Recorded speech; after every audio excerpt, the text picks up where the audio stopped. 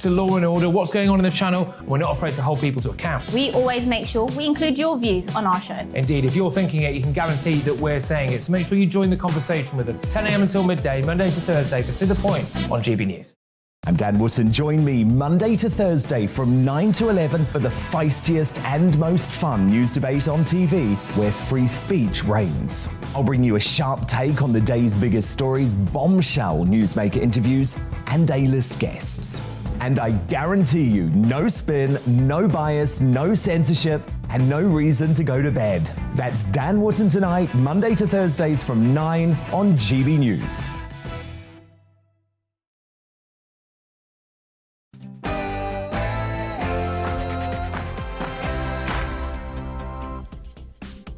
Hey, welcome along. On tonight's Mark Steyn show, all sorts of things, not least women's penises. They're everywhere now. They're dropping off the trees into your lap.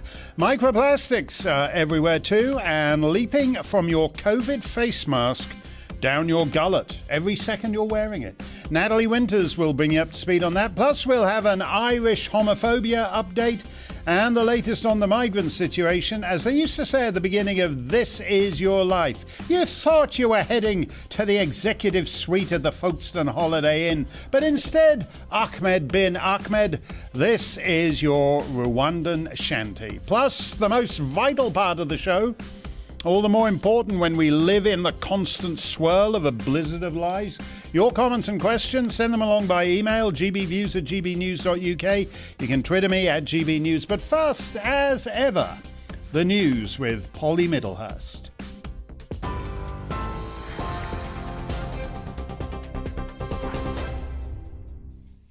Mark, thank you. The top story tonight, Conservative MP and former Chief Whip Mark Harper has published a letter saying he's lost confidence in Boris Johnson and that he's no longer worthy of being Prime Minister.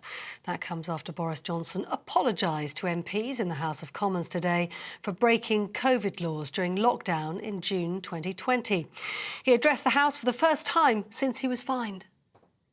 As soon as I received the notice, I acknowledged the hurt and the anger.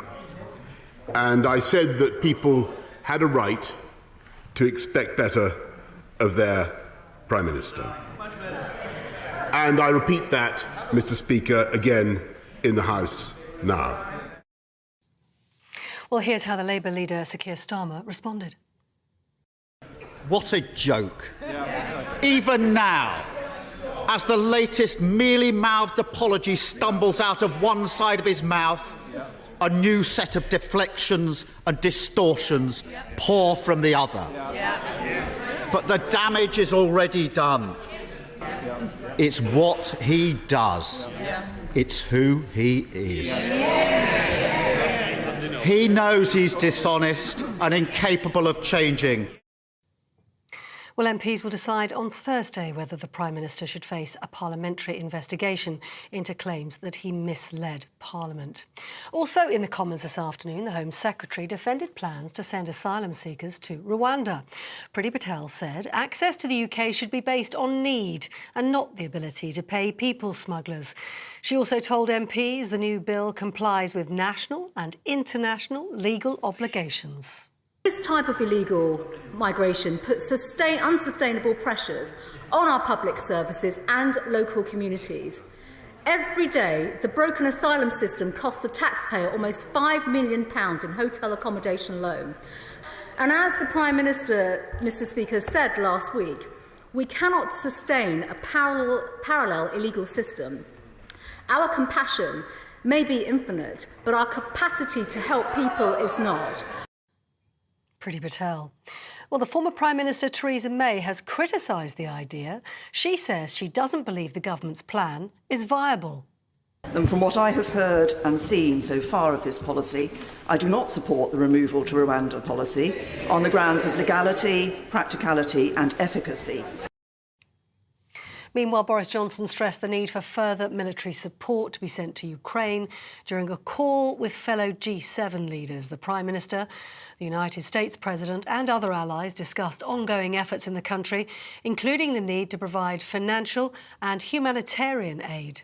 The United States says about 7 flights carrying weapons will head to Europe within the next 24 hours. The UN Secretary-General, Antonio Guterres, is calling for a 4-day pause in fighting to give civilians a chance to leave. Humanitarian needs are dire. People do not have food, water, supplies to treat the sick or wounded, or simply to live day to day. More than 12 million people need humanitarian assistance in Ukraine today. And of those, more than 1/3 are in Mariupol, Kherson, Donetsk and Luhansk. Antonio Guterres. More news in an hour, on TV, online and on your radio via DAB+. You're with GB News. Now it's time for Mark Steyn.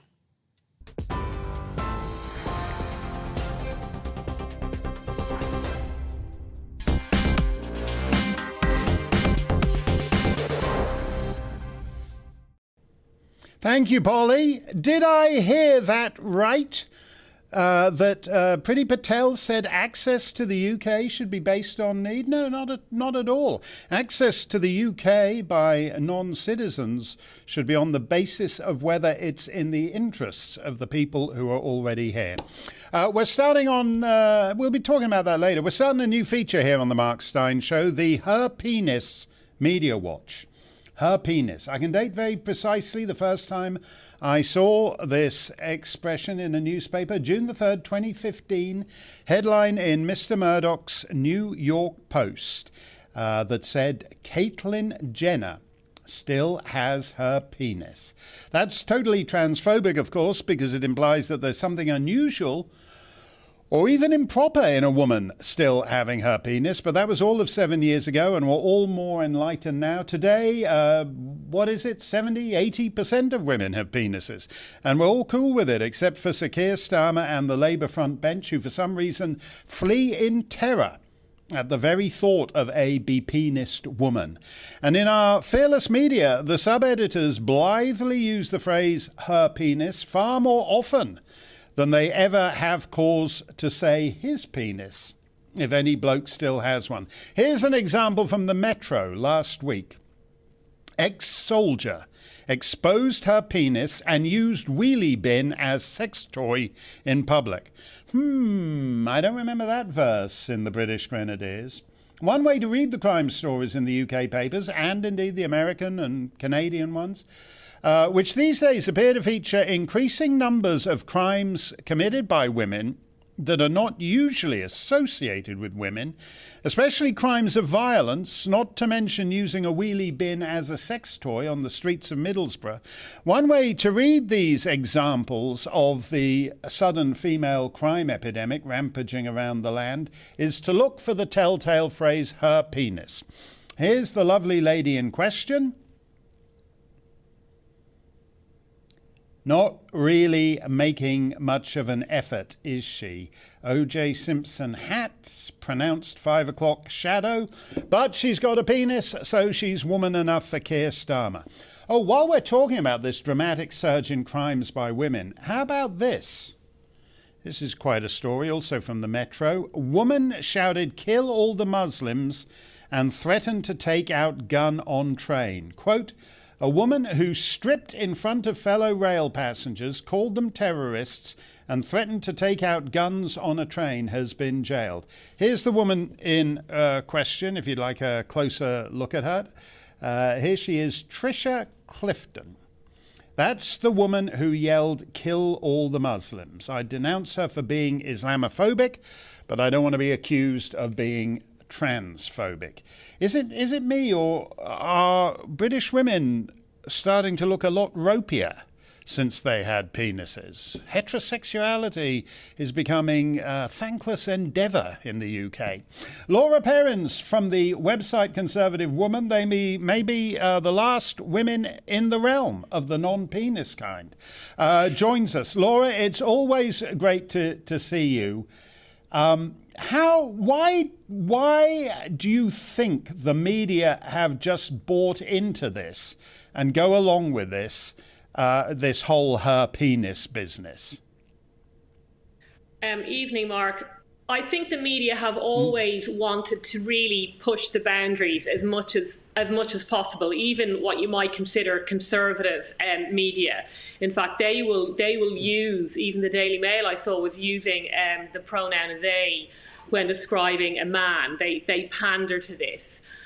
Look, it's so ridiculous. You would think it's laughable, but unfortunately, it's actually quite serious. It's sort of a gender defamation. You're just defaming women by when you imply that these serious crimes are being committed by women when in fact they're committed by men.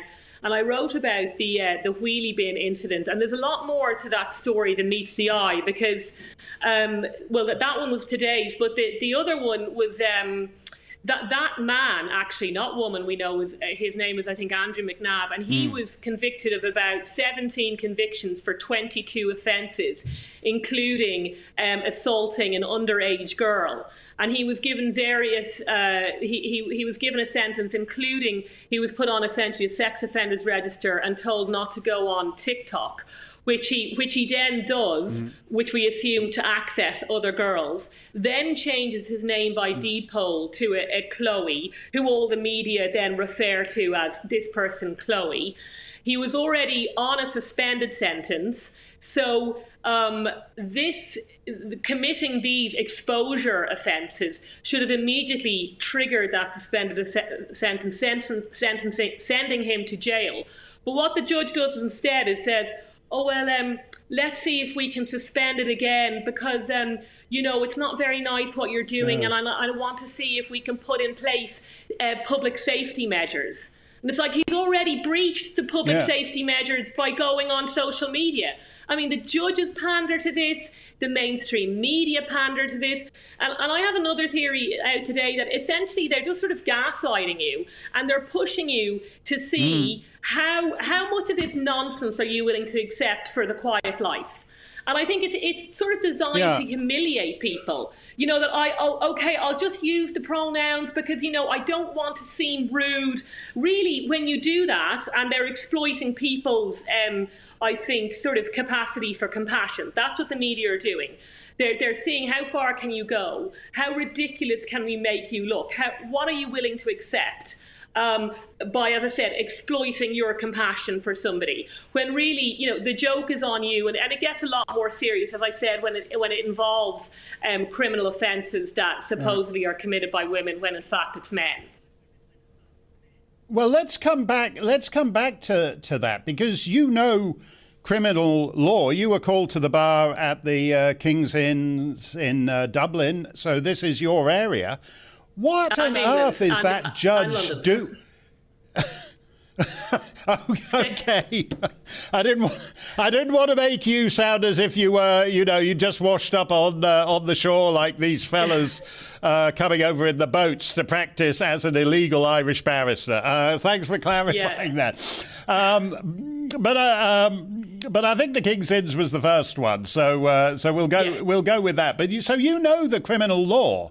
Why do you think these judges are in effect bending over to accommodate something that doesn't have somebody walks into the court, got a penis, got 5 o'clock shadow, dressed as a man? Why would a judge be treating him in law as a woman? Again, because I think that the establishment, and that includes the illegal establishment, it in course includes the corporate establishment, who are just out of control on this. You know, you can ask yourself essentially, why is it that all the main power brokers, the media, the corporations, the universities and the legal establishment are willing to go on with this? Because I don't for a minute believe the majority of the public go along with it. That, I mean, I don't accept that at all. It's a minority, but as usual, they're the very, very powerful minority. And that's why this has spread so quickly. You know, ideas that a few years ago, people would blink in confusion, like, and not just sort of outrageous, but they wouldn't actually understand what you were saying or writing when you use the word her penis. But this is spread like wildfire, as I said, all the way through the establishment, and will go down to the schools. And I just think it's because people think they need to do it to get on. It's to do with saving face. I actually genuinely draw an analogy with the spread of Christianity in the Roman Empire, and I'm a practicing Catholic, so I certainly don't mean that in a derogatory phase. And there's loads of theories as to why, you know, Christianity spread from these tiny 12 people who were just, you know, basically a ramshackle bunch of guys going around to taking over the entire Roman Empire. And there's lots of different theories, but a lot of it was true conversions. But a lot of it, and I accept, was just social conversions. Like, well, the really powerful guys are doing it, so actually it's just easier if I can convert as well. And I think you get a lot of this with the entire woke agenda. You know, if your boss is putting pressure on you to sign your emails off with your preferred pronouns, well, what does it cost? I might as well do it. You know, I don't want to miss the next promotion. But there is a real cost to it. You know, there is a real, because you're changing the language, you're changing reality itself. You know, there are no such things just as women penises, and they are pushing this through to change reality, objective reality itself. It's incredible. Well, I would agree with you on that trickle-down social status thing, because you already see, for example, in Hollywood, Jamie Lee Curtis and other stars have a kind of boutique transgender child. I can't remember whether Jamie Lee Curtis is a boy to girl or girl to boy. So it's becoming a cool thing. So at this moment, because I think it is quite clear, you know, right now, if you read the crime stories in the papers, women are committing violent crimes. Women are raping people with their female penises. Women are impregnating. Just last week, two prisoners in state prison in New Jersey, I think it was, were impregnated by one of their fellow women. So if there was ever a time for the non-penised women to stand up and say, this is actually an assault on women's identity and we're not going to go along with it, we see this guy with the 5 o'clock shadow threatening to expose her penis on a train and saying kill all the Muslims, and we're not going along with this nonsense. This isn't a woman who's saying kill all the Muslims, this is a guy. Yes. Well, I mean, look, there has been a lot of pushback, and they're pushback from a group of women who certainly, I know, wouldn't align themselves necessarily with us. You know, J.K. Rowling and Julie Bindel, those very classical feminists. And, you know, I do salute them, and I'm not pretending that they would agree necessarily or with pretty much anything on our website, for sure. And, you know, they're definitely taking a hit on that. But it just goes to show how much wealth and power you have to stand up for this madness. You know, unless you've got J.K. Rowling levels of wealth, you know, people feel on the defensive. And I would encourage all the viewers, you know, don't go along with this. You know, of course, there's no need to be rude, etc. But the idea is that you should state your pronoun and all of this. This is all nonsense. This is highly manipulative. And I mean, it's one thing, as I say, it's one thing for adults to make these decisions, but how it's trickling down towards the children and teenage girls, this huge social contagion, is incredibly worrying. You know, this sort of this people can't wait for kids, it seems, to get on the transgender train. I mean, it's just they are children. They need guidance. You know, and the fact that this wasn't a thing 5 years ago and it suddenly is should raise some serious questions. It's clearly a case of serious social contagion, and normally the numbers, I think, are really increased between, you know, teenage girls thinking they're teenage boys. I suspect they've taken one look around and thought, I don't really fancy this that much. And, you know, look, all teenagers have issues, and the fact that this is being sort of served up on a plate as something that will save them is outrageous. And again, it's a complete flip in that if you object to a man being in your changing room, you're not the vulnerable one. For some reason, the man is the vulnerable one. So they flip everything. You know, if you object to a drag queen reading to your 5-year-old kid, you're the bad guy. You're the one ruining your child's childhood because they don't get to use their imagination. Not the people who are pushing this agenda.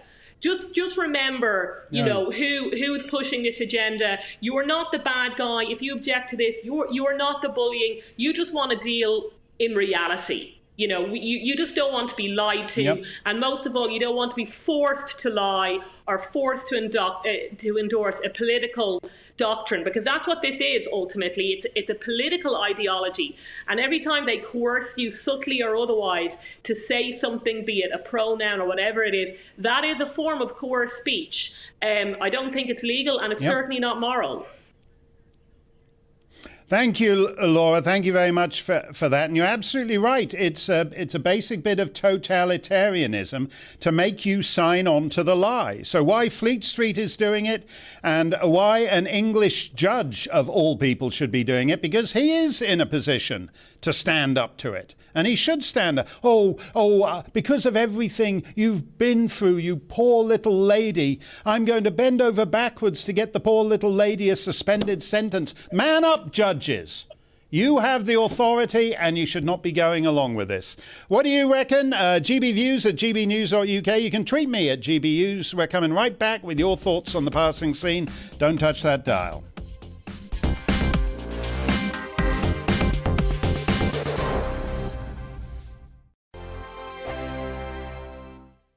Hello, I'm Michelle Dewberry, and you can join me every weekday 6 till 7 on Jubes and Kerr. Me and my panel will get stuck right into the day's events, and I can tell you, in fact, I can warn you, expect some robust debates, some strong opinions and perspectives from both sides of the fence. It's about you at home as well. I love to read out all of your comments, or at least as many as I can. So join me, Michelle Dewberry, Monday to Friday, 6 till 7 on Jubes and Kerr. On radio, they call it the drive time slot, 4 p.m. until 6 p.m. as listeners head home. It's that part of the schedule when the dust of the day's events begin to clarify, and we try to make sense of it for you. Brazier is drive time for radio and TV. It's fast, it's punchy, it's opinionated, there's a Brazier angle and a little bit of levity. That's the question. That's two questions, actually. That's Brazier, Monday to Thursday, 4 till 6 on GB News. Hello, I'm Patrick Christie's. And I'm Mercy Moroki. Make sure that you join us Monday to Thursday, 10 a.m. until midday, right here on GB News for To The Point. We're not afraid to talk about the topics that matter to you, or the big topics that always matter. We cover absolutely everything, from the breaking political stories of the day to law and order, what's going on in the channel. We're not afraid to hold people to account. We always make sure we include your views on our show. Indeed, if you're thinking it, you can guarantee that we're saying it. So make sure you join the conversation with us, 10 a.m. until midday, Monday to Thursday, for To The Point on GB News. I'm Dan Wootton. Join me Monday to Thursday from 9 to 11 for the feistiest and most fun news debate on TV, where free speech reigns. I'll bring you a sharp take on the day's biggest stories, bombshell newsmaker interviews, and A-list guests. And I guarantee you, no spin, no bias, no censorship, and no reason to go to bed. That's Dan Wootton tonight, Monday to Thursdays from 9 on GB News.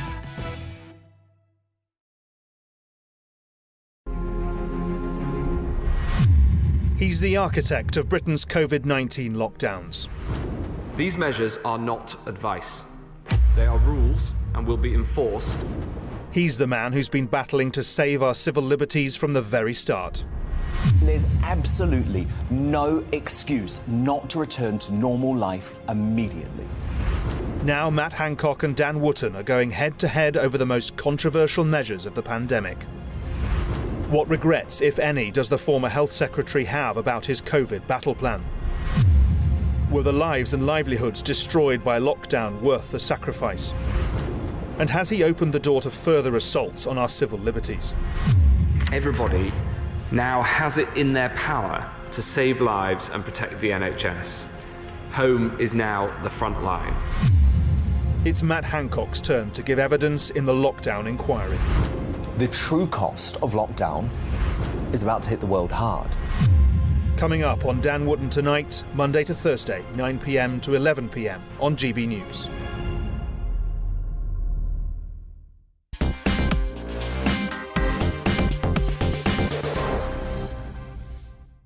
let's get straight to your comments about these vexed questions of pronouns. Pronouns. Do you think people should list their preferred pronouns? Kamala Harris is the first vice president to list her pronouns and announce her pronouns. Steve says, if they want to list their pronouns, fine. It's a political statement, though, to some extent, and mixing it in business communication is wrong, in my view. Bzzz. Wrong answer, Steve. It's not, if they want to, fine, is going to cost you your world. There is reality, and then there is rubbish. Gender is a linguistic term from learning languages, because in languages other than English, nouns are male and feminine and so forth, as in French. But so when you agree to this, you're actually doing your bit to chip away at reality. If someone wants to call someone herself Z or himself, Z or theirself, Z or Zer or whatever, that's a made-up word. There's no point going along with it, because it's intended to undermine the pillars of society. That's why they're doing it, or he's doing it, or she's doing it. But Z or Zer aren't doing it. This is ridiculous. This is as stupid. In the old days, when we used to have mental institutions, we'd have an asylum, and there'd be a ward in there of guys in straitjackets who thought they were Napoleon. And it's as ridiculous as addressing the guy who thinks he's Napoleon, the Emperor Napoleon, as your Imperial Majesty. Today, everybody's Napoleon, and all the media are calling themselves, theirselves, your Imperial Majesty. It's ridiculous, and it'll kill our society. Alan, talking about Keir Starmer, man who doesn't know what a woman is, says Starmer's performance today was diabolical and definitely unstatesmanlike. Imagine him and Rayner on the world stage. No vote from this red waller. Yes, I really don't want a guy who doesn't know what a woman is attending the G7 summit or whatever. Let's do one more. Ruthie says, doesn't want pronouns because there will always be the ones that decide in the morning, oh, I think I'll identify as a frog today. That's the one to look out for in terms of this. If you kiss the frog, he'll turn into a prince. But these days, he could just as easily turn into a bearded princess. And you don't want to go along with that. Any country will have among its native sons a certain proportion of ne'er-do-wells, muggers, rapists, murderers. You certainly don't need to import them. That's one job the locals are happy to take care of themselves. So we have an uptick in crimes. And when they're being committed by people your government admitted into the country from abroad, sex crimes in Sweden, say, machete attacks in France, that's a failure of immigration policy. The government is increasing the local population of rapists and killers by importing more. And that's something we should be able to talk about honestly, even in as pathetically craven a media culture as ours. So last week, we discussed a serial killer targeting gay men in Sligo, and the Irish media defaulted en masse to their lame tropes: Irish homophobia, Catholic Church, need for more sex ed in kindergarten, etc., etc., etc. And then the police arrested a man called Youssef Palani, which is a name hitherto unknown to County Sligo or indeed to County Mayo until the day before yesterday. John McGurk edits Gripped, a breath of fresh air in the fetid corridors of the Irish press, and we're always glad to see him. John, basically, if you read the Dublin media's coverage of this story for its first week, you were completely wasting your time, weren't you? Because it was just everything but what was going on. We do like to have in Ireland national conversations, as we call them, and there's always a great chance to have a national conversation in the aftermath of a tragedy. So a few months ago, we had a very awful murder of a young lady in the centre of the country, a teacher who was walking home from school. And we had a national conversation about misogyny and the terrible awfulness of Irish men and rape culture, and how young men had to do better, and how we had to teach boys to be better in Irish primary schools, and so on and so forth. And then eventually they arrested a suspect who, I should say a suspect, he has yet to be convicted, but the suspect was from Slovakia, who moved here when he was 22, which sort of undermined the idea, in my mind at least, that a national conversation about young Irish men was a particularly helpful thing to have. And so in last week, obviously, we had these awful events in County Sligo, which was a great opportunity for a national conversation about homophobia and our attitudes to gay men.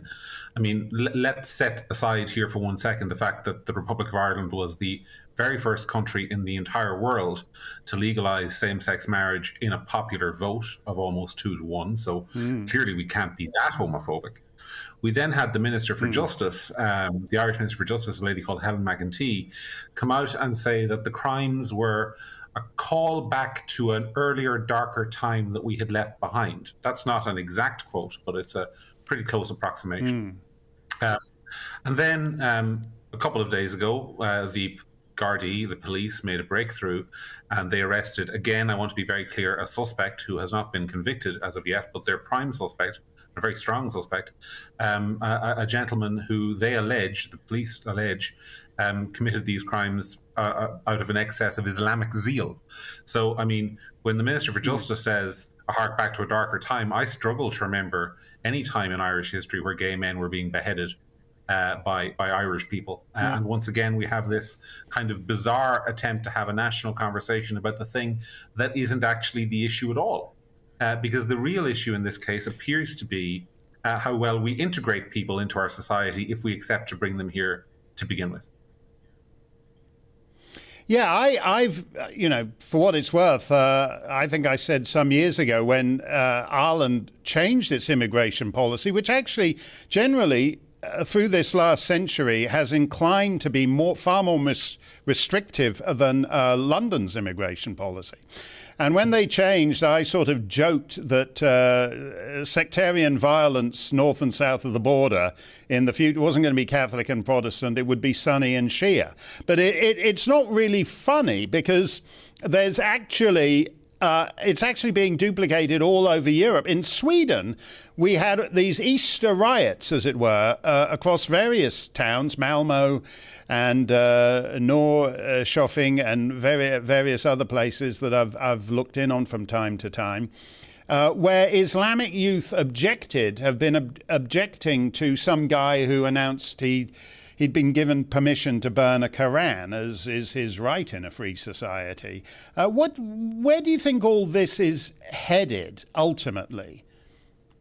Well, I mean, ultimately, I think there's a delusion here. And the delusion has been for a long time in the West that if you open the doors to our green and pleasant land, whether it be Ireland or Sweden or the UK or France, to people with an entirely different culture and background, that they will come into your culture and adapt to it and become French or Irish or Swedish or British indeed. And the problem is we now have several decades of experience to show that in a large number of cases that simply isn't happening, and that what we're actually doing are inviting people in who in the first generation maybe not so much, but in the second and third generation we have a large minority in our countries who simply do not accept the culture that we value so much.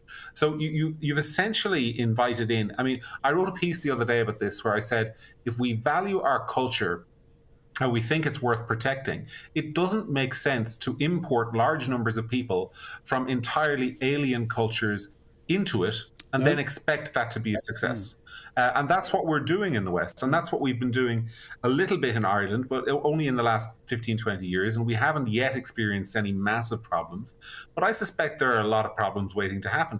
Because when you have a country like Ireland, which is incredibly self-consciously progressive on all sorts of issues, and you have a growing minority from immigrant populations who simply don't share those values, there will be conflict. There will be conflict in schools, like there is in France, for example, where you have increasing incidents of Islamic students attacking their teachers because they don't like what they're being taught in school.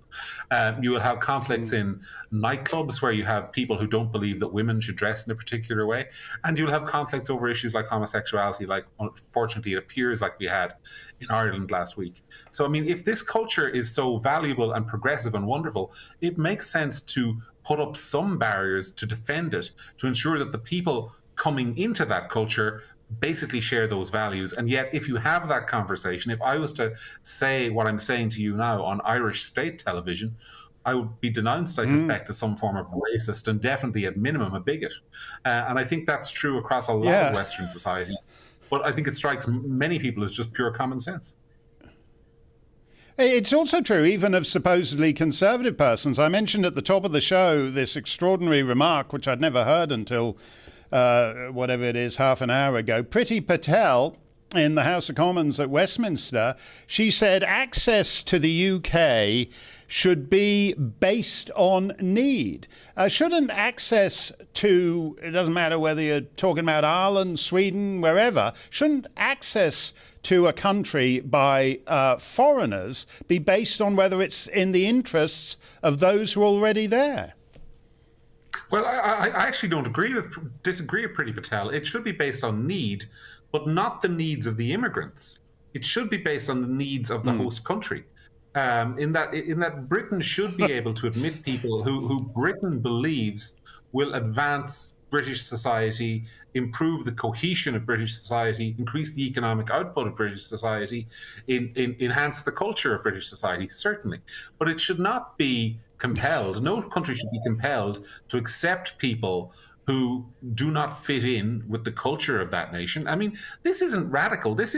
Australia has this policy today. Canada, the most progressive country in the world, has a policy like that, or not in that direction at least. Most sensible countries do. In Western Europe, we seem to have this idea that it's somehow bigoted to be in any way selective about who you admit through your borders. And I don't think there's a part of the world, part of the Western world, that has the same problems that Western Europe does with integration. No. If you look at the situation in France, if you look at the situation in Belgium, increasingly minority communities, even in places like Denmark and so on, Western Europe is suffering in a way that a lot of other Western countries aren't, primarily because we have this entirely odd attitude about immigration and who we can and can't say no to. And I think it's something that, I don't understand. I think most people, I saw one of your texters was a Red Waller a few minutes ago. I think most working class, ordinary British, Irish, French people instinctively grasp this. And I think if you look at the French election and you look at the likely result on Sunday, which is going to be at minimum very close, and then you look at what Marine Le Pen's manifesto says. I mean, immigration is point number one, it's point number two, it's point number three, and I think it's point number four. I think crime is point number 5 of the 22 issues she's highlighted. And we are very close to a situation where a majority of French people, or at minimum 45% of French people, are going to vote to make her the president. So clearly that you're making... Go ahead. You're making too much sense. You're making too much sense there, John. We'll have to put you on a flight to Brussels and make you president of the European Commission. Make more sense than Ursula von der Leyen. Thank you very much. Mark? Do check out... Yeah, you don't deserve that. But you're going to have to do it to save Europe. You guys wanted to stay in the EU. It's the least you could do. Thank you, John. Do check out Gript. It's well worth your time. British Airways and other non-American airlines threw away their mask mandates a while back. And I'm very glad, because the masks really do a number on me on long-haul flights. I've given up public engagements in the US because by the time I land and get to the theatre, I've got no voice. And the enraged masses then storm the stage and demand full refunds while beating me to a pulp. You can try ordering a lot of glasses of complimentary water. But on a Delta flight to Tennessee last year, the surly stewardess told me I was taking too long between sips and I'm needed to mask up between sips. So I thought, to hell with Delta, I'm staying home. Well, yesterday, the US government's mask mandate was thrown out by a judge in Florida. The news came through mid-flight for many, and this is how one cabin crew reacted.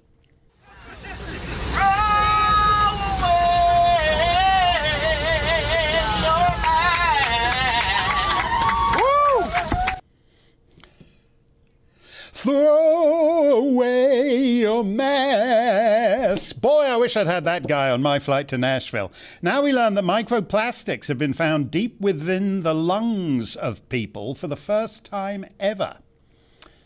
So the Guardian, this is the Guardian here, they play it as a global pollution story. There's plastics at the bottom of the ocean, so why wouldn't they be at the bottom of your lungs? But others feel differently. From the Journal of Hazardous Materials, uncovering the release of micro-nanoplastics from disposable face masks at time of COVID-19. Oh my, by the way, did you know COVID face masks fell within the remit of the Journal of Hazardous Materials? I don't recall Professor Pantsdown or those knighted nitwits at the PM's press conference mentioning that before telling us to stick our kids in them all day long. Oh, and here's another paper from America's National Library of Medicine.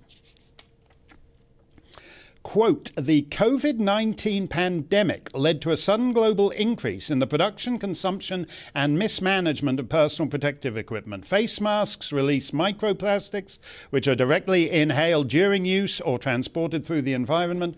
The latter can absorb chemical contaminants and harbor pathogenic microbiota, and once consumed by organisms, they can translocate to multiple organs upon intake, potentially causing detrimental and cytotoxic effects. Now they tell us. Natalie Winters of the National Pulse is with us. Natalie, what do you make of this? It seems to a non-scientist right that if you didn't used to wear a mask and now you wear a mask all day long, all kinds of things could happen to you. Well, it seems that the vaccine mandates, mask mandates, virtual learning, basically every policy that's been pushed by these so-called public health experts have really had nothing to do with public health and seem to, as we're learning now, have actually undermined public health. They've been more about, I think, public control, whether it's lockdown, social distancing, forcing isolation, but the data has never really been there. And I think to take the studies that you just read, right, those are facts, those are data points that should have been heavily considered before these mask mandates were ever put into effect. So it's really crazy that we're only learning about this now, the potential risks to human health that results from wearing a mask for 24 hours a day. It seems to them they want it to be 365 days a year, that these facts and figures were never considered by the so-called experts. And I think it just goes to something that we've been saying for a really long time, which is that the formulation, the calculation of these mandates and protocols, whatever they are, whatever day it is, whatever they choose to be implementing, has never really been about the science. You're talking about pronouns and how the left can't even define what gender is. So of course they're going to be, artificially picking and choosing data to support the policies that they want to push when it comes to how to curtail COVID-19. Yeah, I think you're right on that. I worry, though, when you read papers like this, that they're kind of softening us up for some serious, widespread health problems caused by public policy in the next 2 to 5 years. Do you think there should be a public accounting of our leaders for what they're doing? There should be. And, it's a lot of the leaders in America, even overseas, it doesn't seem that there's any shred of accountability for the policies that they've been pushing. They just apologize. Sometimes they don't even apologize. But it's not just about getting an apology from these people. It's about getting justice. It's about these people being held accountable for what they did to really the world writ large for so many years. And I think it's so interesting because we talk so much about these public health experts, especially over here, people like Anthony Fauci. I mean, it seems like the policies that many Americans are looking at coming from these people, they assume that they're created in a vacuum. They assume that they're created with the interest of, the world's health at forefront. But in reality, I think there's a lot of competing interests, a lot of voices in that room, whether that's big pharma like these vaccine manufacturers or frankly even mask manufacturers, who I think are really weighing in on a lot of these decisions. And I think that's why you see such a convoluted message coming out from these public health officials that, again, has nothing to do with public health, but it has to do more so with public control. Interestingly, the Joe Biden guys, whoever's pulling his strings, they're being very subdued on whether or not he's going to appeal this court decision against him or whether he's going to just let it slide. I mean, I would have thought there would be public anger if he appeals it once people have gotten used to not wearing masks on planes again. Well, it's really interesting. There's been a lot of turnover within the Biden regime in terms of their COVID-19 czars, people who are orchestrating their response. And their newest appointee, Dr. Ashish Jha, is someone who was tapped for that role because he is such a hardliner when it comes to COVID-19 mitigation measures, or at least purportedly mitigation measures. This is someone who's written op-eds arguing for vaccine passports as the only way that people can get their freedoms, their rights, quote, restored. This is someone who also just a month ago, prior to his appointment, was saying that we're not anywhere near the end of COVID-19. So I think that the tell when it comes to what the Biden regime is plotting to do with COVID-19 is really in who their hires are. And I think the hire of people like Dr. Ashish Jha and others who take a very, very hard line approach to COVID-19, except when it's Black Lives Matter protests, of course, really tells you where they're going with it. So I would not be surprised to see an appeal coming from them. Well, I hope in that case, the next time I'm on an American Airlines flight, that a Black Lives Matter riot breaks out. Thank you very much. That's the only, that's the only way I'll have a good time on that plane. Thank you very much, Natalie. It's always great to see you. We got Sumter Stein coming up. Email me on anything you want. Ad hominem attacks are perfectly acceptable. Plus, we have Patrick O'Flynn on migrants. Straight ahead.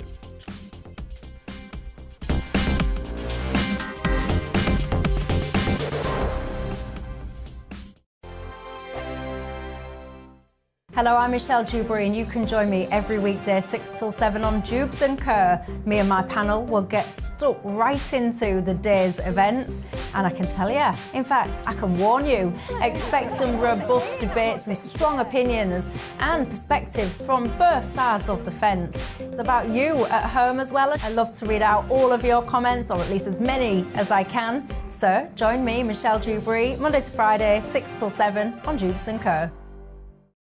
On radio, they call it the drive time slot, 4 p.m. until 6 p.m. as listeners head home. It's that part of the schedule when the dust of the day's events begin to clarify, and we try to make sense of it for you. Brazier is drive time for radio and TV. It's fast, it's punchy, it's opinionated, there's a Brazier angle and a little bit of levity. That's the question. That's two questions, actually. That's Brazier, Monday to Thursday, 4 till 6 on GB News. Hello, I'm Patrick Christie's. And I'm Mercy Moroki. Make sure that you join us Monday to Thursday, 10 a.m. until midday, right here on GB News for To The Point. We're not afraid to talk about the topics that matter to you, or the big topics that always matter. We cover absolutely everything, from the breaking political stories of the day to law and order, what's going on in the channel. We're not afraid to hold people to account. We always make sure we include your views on our show. Indeed, if you're thinking it, you can guarantee that we're saying it. So make sure you join the conversation with us, 10 a.m. until midday, Monday to Thursday, for To The Point on GB News. I'm Dan Wootton. Join me Monday to Thursday from 9 to 11 for the feistiest and most fun news debate on TV, where free speech reigns. I'll bring you a sharp take on the day's biggest stories, bombshell newsmaker interviews, and A-list guests. And I guarantee you, no spin, no bias, no censorship, and no reason to go to bed. That's Dan Wootton Tonight, Monday to Thursdays from 9 on GB News.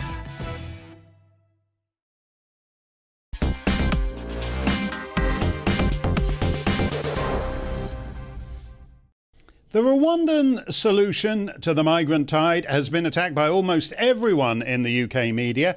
But then they would attack any solution because they don't want a solution. They want illegal migrants to be able to come here and stay, no questions asked. So if they all hate this Rwandan scheme, it must have something going for it. One lonely figure in the London press who approves of the plan is Patrick O'Flynn, whose Spectator column on the subject included this helpful graph. Take a look at this.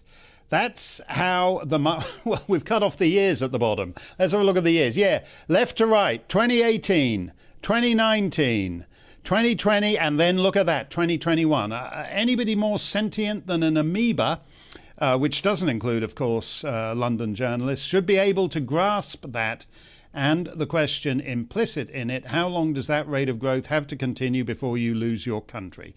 Patrick O'Flynn joins me now. Patrick, did you get the sense from the House of Commons today that Priti Patel and the PM are serious about ending the migrant tide? Yeah, I certainly did. I detected definitely that Priti Patel has got her mojo back. She seemed very spirited, very confident in her brief, grateful that at last she has a policy to put in play which has half a chance of working, unlike some of the previous ones, the idea of pushbacks in the busiest shipping lane in the world. I don't think that was ever really a goer. The idea of just paying France lots of money to sort it out, I don't think anyone with any common sense ever believed that was going to work. This is all about Britain taking responsibility for its own borders and for creating a deterrent so that it's no longer worth these young men paying £3,000 a time to people smugglers to put them in a dinghy because they'll end up further away from the UK than where they started. And as to the establishment gnashing and wailing, I think most people who voted for Brexit, who voted for Boris Johnson in 2019, were fully expecting that and don't mind it if it upsets the establishment. This is a very important issue, a touchstone issue for the core Tory vote, the core new Tory vote in the Red Wall as well. And more power to Priti's elbow that she's got this up and running. The advantage Australia has vis-à-vis Manus Island in Papua New Guinea and Nauru is that they have a more favourable legal regime. Do you think the Rwandan plan will withstand legal challenge? Because we got all these woke judges and woke lawyers now. Well, Priti Patel in the Commons said it was compliant with all international legal obligations, and incidentally, quite amusingly, told Yvette Cooper, Labour Shadow Home Secretary, that in fact the legal basis of the policy depended on legislation that Tony Blair had pushed through back in the day when he was contemplating doing a deal with Tanzania or South Africa. But we'll have to see about that because certainly, you know, the Human Rights Act, the European Convention of Human Rights, the European Court of Human Rights, the activists, lawyers and judges, they're all pushing one way, aren't they? So it could come, and I'm sure there'll be legal challenges. If those challenges are successful, on the one hand, the leftist blob will celebrate. On the other hand, the Tories will have the perfect pretext to bring in new legislation, to have a manifesto commitment in their next election manifesto to pull out of the jurisdiction of the European Court, of the European Convention, and scrap the Human Rights Act. And I could see that as a massive vote winner, particularly in those marginal red wall seats.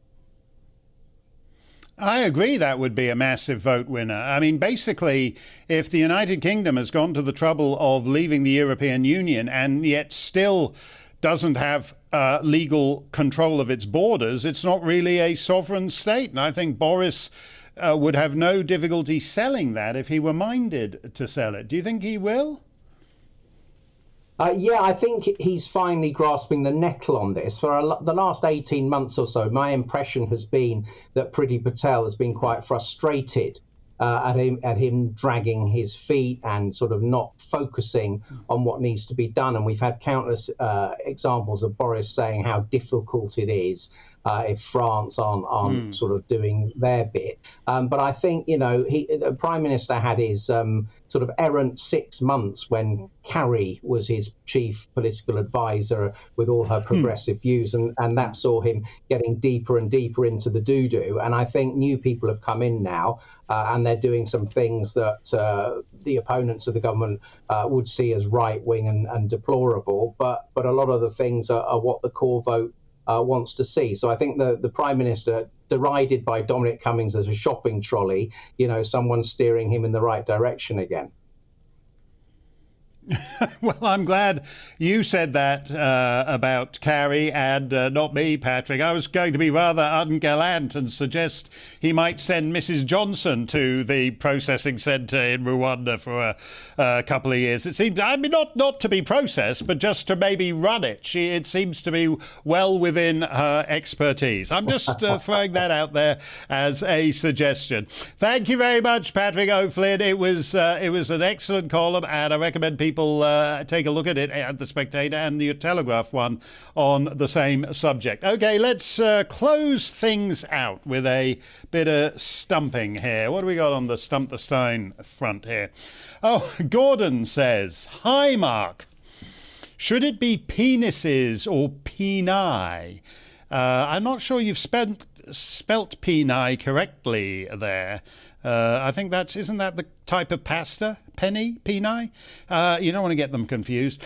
Should it be penises or peni, as in cactuses and cacti? Cheers," says Gordon. Well, this is probably, I think, the most famous Canadian joke in the world by the Canadian double act Wayne and Schuster. And the scene is like this. They're in a bar, and one says to the other, who's the barman, the guy says to the barman, "Barman, bring me a Martinez." And the barman says, "Don't you mean martini?" And he says, "Look, I'll let you know if I want more than one." And that's how I feel about penis and peni, Gordon. I'll let you know if I want more than one. Rab says, "What is the end game for Tories and..." That's a great joke, by the way. We should just put Wayne and Schuster reruns on all night long. Rab says, "What is the end game for Tories and Johnson with Partygate, Mark?" Well, the point is not to have an end game. The Scotland Yard are going to drag this out with fines for each slice of cake every 6-7 weeks until the end of time. I think that will pay diminishing returns for the Met and for Scotland Yard and for the opposition. Boris Johnson thinks he can ride this out because in his life he has always ridden everything out, including, being married, knocking up his mistress to the shock of his other mistress. He has led a charmed life like this, and he thinks he can do the same this time. Mike says, "Mark, I ask this in all sincerity. Have you ever been officially cancelled?" I'm being cancelled right now, Mike. I'd love to stay here for hours, but they're taking me off air. Dan Wooden's here to titillate your Tuesday. Stay safe, stay free. Hello again, I'm Stephen Keats with your latest Met Office update. Over the next 24 hours, we'll see showers generally fading away, some clear spells tonight, but then for many places it will be a warmer day tomorrow with more sunshine. Now, for the last couple of hours, we've seen those showers building across parts of England and Wales, a few heavy ones now. Some showers too for the western Northern Ireland, western Scotland. I think for the western Northern Ireland, as well as parts of central southern England into the West Country, the odd sharper shower through this evening, the odd rumble of thunder possible. But the showers fading away as we move on into the early hours of Wednesday morning. Clear spells to many places across England and Wales, variable amounts of cloud. The clearest weather probably across parts of Northern Ireland and Scotland, but a few fog patches for Northern Ireland, and a touch of frost in the countryside, particularly for Northern Britain. That's underneath this ridge of high pressure, which will increasingly dominate the weather, I think, as we move through Wednesday. These fronts in the west not really making that much in the way of inroads. So for some of us, it will be a chilly start into Wednesday morning, but the frost soon lifting underneath the strong April sunshine. And then for many places, where we've got bits of cloud first thing, that'll tend to break up. Elsewhere, a few patches of cloud developing, but for many places, it will be a day of more sunshine compared to what we've seen today. Just 1 or 2 showers for parts of Wales and Western England. And for many places, it will be warmer, although cooler along that east coast with the breeze coming in off the sea. Now, skipping ahead towards Thursday, and not a great deal of change all in all. A bit more cloud perhaps coming in from the east through the day, particularly affecting some eastern coasts of both northeast Scotland and northeast England. Elsewhere, again, sunny spells, areas of cloud milling around from time to time, but a predominantly dry picture with temperatures in the mid-teens. For the end of the week, then, we've got low pressure down towards the south, bringing some very disturbed weather to parts of Spain, France and the western Mediterranean. High pressure to the north, and the net effect of that is brisk easterly flow across the UK, which will bring in air that's not desperately cold, but when it's coming in off the North Sea, feeding in quite a bit of cloud as well. So eastern areas generally cloudier, western areas generally sunniest, and western areas also warmest. Take care.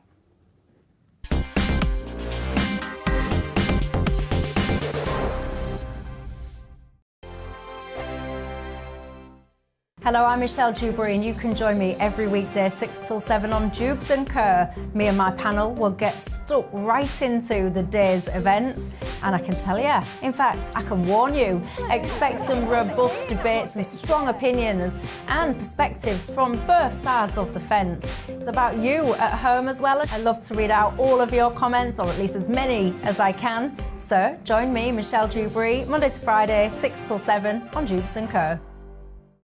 On radio, they call it the drive time slot, 4 p.m. until 6 p.m. as listeners head home. It's that part of the schedule when the dust of the day's events begin to clarify, and we try to make sense of it for you. Brazier is drive time for radio and TV.